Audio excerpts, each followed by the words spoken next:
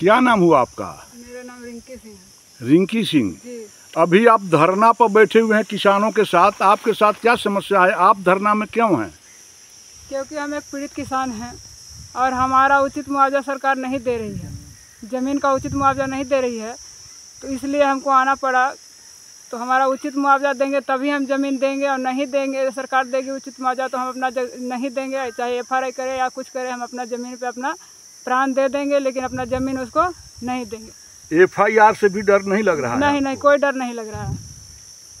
Jail तो आदमी के लिए ही ना है, तो जेल जाएंगे, लेकिन हम अपना ज़मीन नहीं देंगे।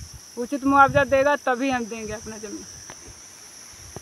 बंद करो, बंद करो, बंद करो, किसानों पर दमन की कार्रवाई बंद करो, बंद करो, बंद करो, उठा मुकदमा वापस लो, वापस लो, वापस लो, उठा मुकदमा वापस लो, वापस लो, वापस लो, अधिकारी मुर्दाबाद, मुर्दाबाद, मुर्दाबाद, अधिकारी मुर्दाबाद, मुर्दाबाद, मुर्दाबाद, इनकलाब जिंदाबाद, जिंदाबाद, जिंदाबाद, इनकलाब जिंदाबाद। जैसा कि विदित है कि मीडिया से भी खबरें आ रही है कि कुछ लोग हमारे नेताओं पर FIR किया गया है, तो FIR से हम लोग को भय नहीं है और हम लोग पता कर रहे हैं, तो ये भी अफवाह लग रहा है।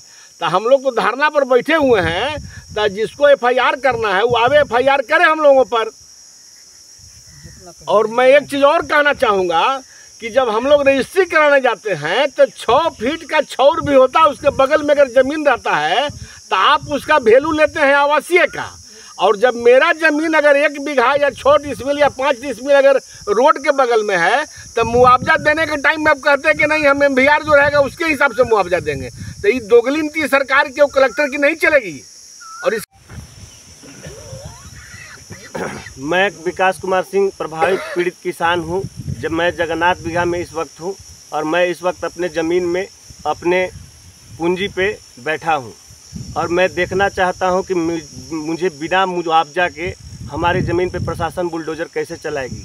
क्योंकि प्रशासन का मैं रवैया यहाँ देख रहा हूँ कि बिना उचित मुआवजा के किसानों के ज़मीन पे लगातार बुलडोज़र चलाया जा रहा है।